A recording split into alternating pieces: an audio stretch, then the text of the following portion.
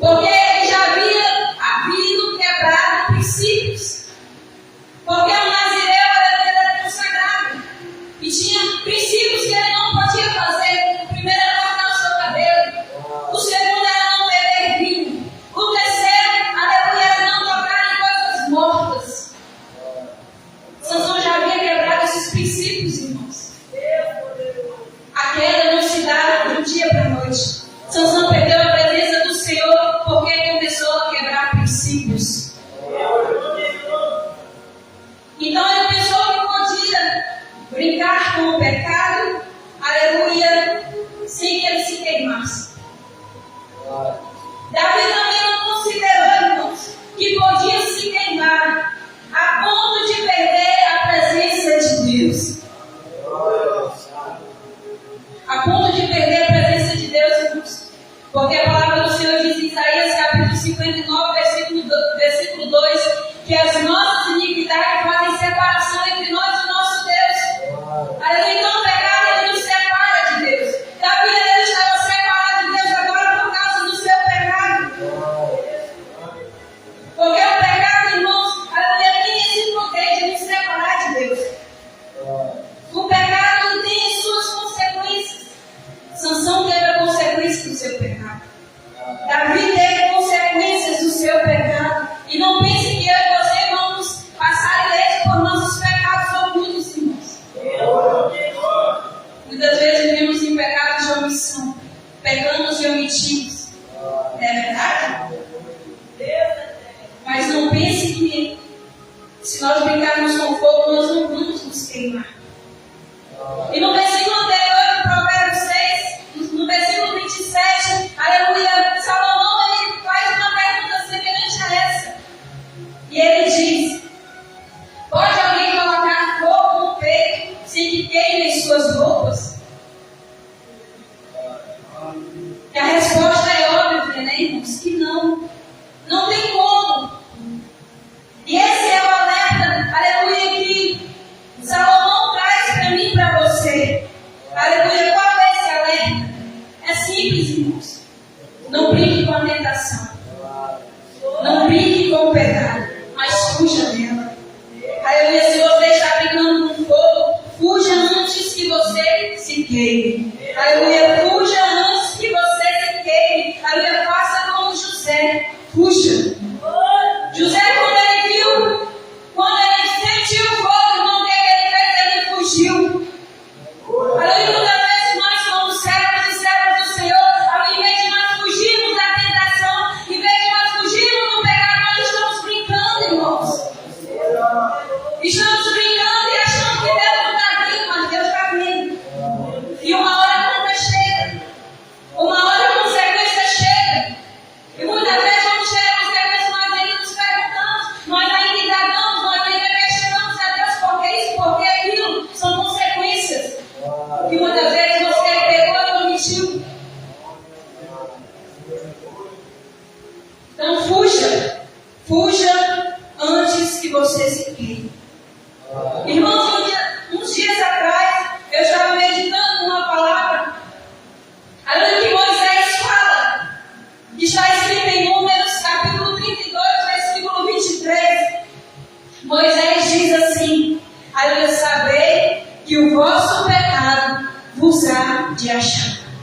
Irmão, que palavra poderosa, irmão, que eu estava lendo. Estou meditando nela, irmãos.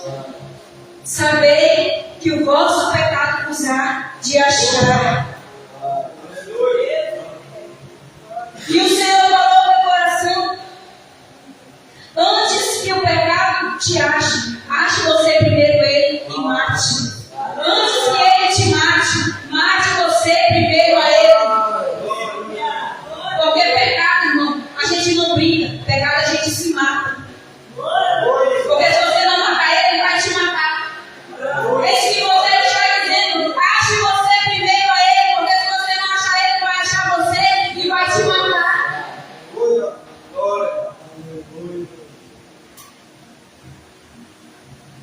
Mate, para que você não seja engolido pelos vossos pecados. E a Bíblia vai dizer então que Davi se envolve com Betseba. Davi adultera com Betseba. Talvez, pensando eu, Davi, chegou um dia que teria que enfrentar uma guerra. Mas talvez nesse dia Davi se levantou e disse: hoje eu não vou para a guerra. Hoje eu vou ficar no meu palácio. Hoje eu vou descansar porque eu estou cansado. Hoje eu não vou para a guerra.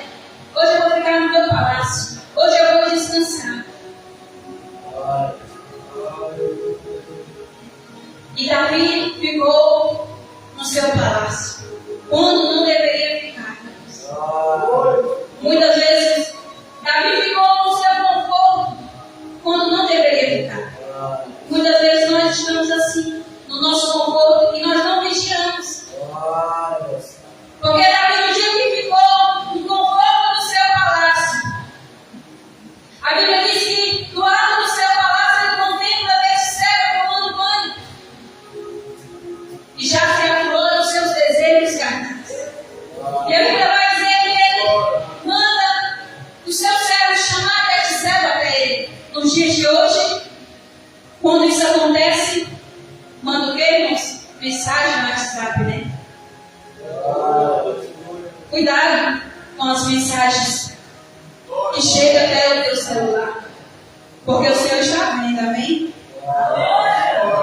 E Davi começa a mandar mensageiros para que traga Betseba até ele. E ali ele adultera com Betseba, como todos nós sabemos. Mas Betseba era casada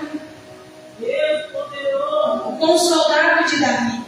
E esse homem chamava-se Urias e estava na guerra.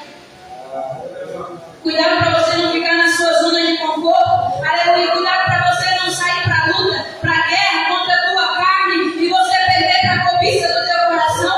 Muito cuidado quando você estiver no teu conforto. Porque Davi não foi para a guerra, ficou em casa, estava com sua guarda baixa, por isso que ele caiu. Porque se Davi estivesse na guerra, irmãos, ele não tinha tropeçado, ele não tinha cobiçado Betseba.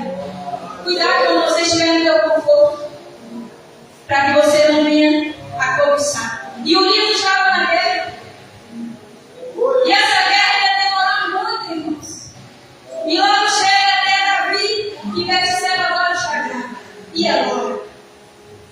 E agora que Davi se desespera. Davi manda chamar Urias para saber notícias da guerra. Davi não queria saber notícias da guerra. Davi queria saber o quê? Encobrir o seu pecado. Davi traz Urias, tenta de todas as formas que Urias fosse para sua casa, para que ele se deitasse com sua mulher e o seu pecado não fosse descoberto. Davi tenta de todas as formas e bebeda Urias, mas Urias é aquele homem fiel. Ele diz assim: eu não vou no conforto da minha casa estar com minha esposa enquanto os meus irmãos estão na guerra.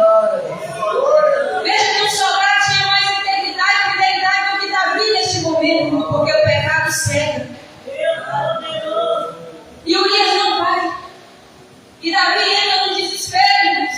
Entra de todas as formas para tentar encobrir o seu pecado. Ele tenta de toda maneira encobrir o seu pecado. Mas a Bíblia diz que aquele que encobre as suas transgressões jamais prosperará.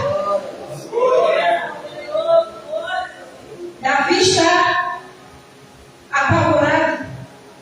Davi está apavorado, irmãos, porque não conseguiu fazer com que Urias fosse para casa. E o que Davi vai fazer agora? Veja que a palavra também diz que um abismo chama outro abismo. Davi pecou, não conseguiu encobrir. E um pecado chamou o quê? Outro pecado. Um pecado chamou outro pecado. O pecado de adultério chamou o pecado de assassinato. Porque um abismo chamou outro abismo. Davi agora manda matar Urias, irmãos, porque ele não conseguiu, aleluia, encobrir o seu pecado. Mas diante de Deus, como eu disse, nada fica oculto. Nada fica escondido diante de Deus. Você pode tentar encobrir de todas as formas, mas uma hora Deus há de revelar. Porque Deus ainda revela-nos. Deus revelou para Samuel o estado de Saul. Deus revelou para Natan a situação deplorável que estava Davi. Não tem tanto para revelar a minha e a tua vida. Os meus e os teus pecados ocultos. Então cuidado. Não pense que você está se escondendo de mim, do pastor, do irmão. Você não está. Pode estar escondendo, irmãos. Mas uma hora Deus revela. E sabe como é que Deus revela? Muitas vezes Deus chegando até você e dizendo: olha isso. Deus revela através da sua palavra, como está revelando hoje.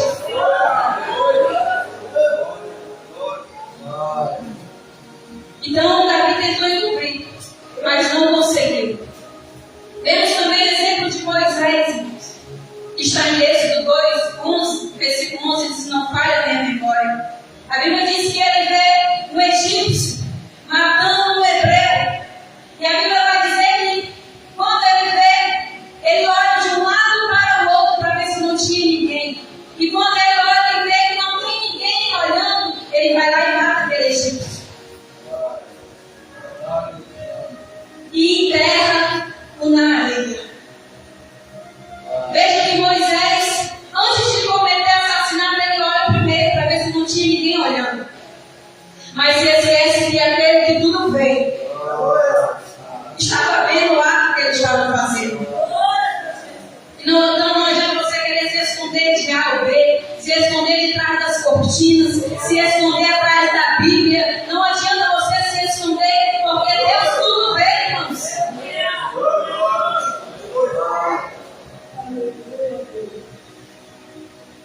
E foi descoberto, né, o que Moisés fez.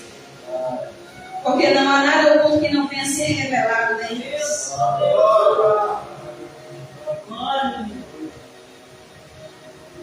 E como para Deus nada ficou oculto, Deus vai enviar na casa de Davi o profeta Natan para revelar o pecado de Davi. E ele conta uma história a qual todos nós sabemos. Não vamos prolongar. E quando Natan apresenta essa história, Davi, a Bíblia diz que Davi se enfurece e diz: esse homem é digno de morte. Mas quando Natan olha para ele e diz: Davi, este homem é você. Davi, este homem é você. E agora, irmão, as escamas caem dos olhos de Davi. Davi agora contempla o seu estado espiritual, a miséria espiritual, a frieza espiritual na sua vida.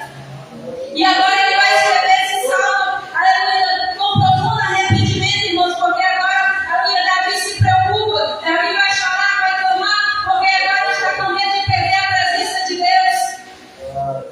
Davi agora está com medo, aleluia, de ser lançado fora por Deus. E ele começa, aleluia, a dizer no início: Senhor, tem misericórdia de mim segundo a tua benignidade. Senhor, tem misericórdia de mim segundo a tua bondade, porque eu pequei contra ti. Aleluia, renova o meu coração.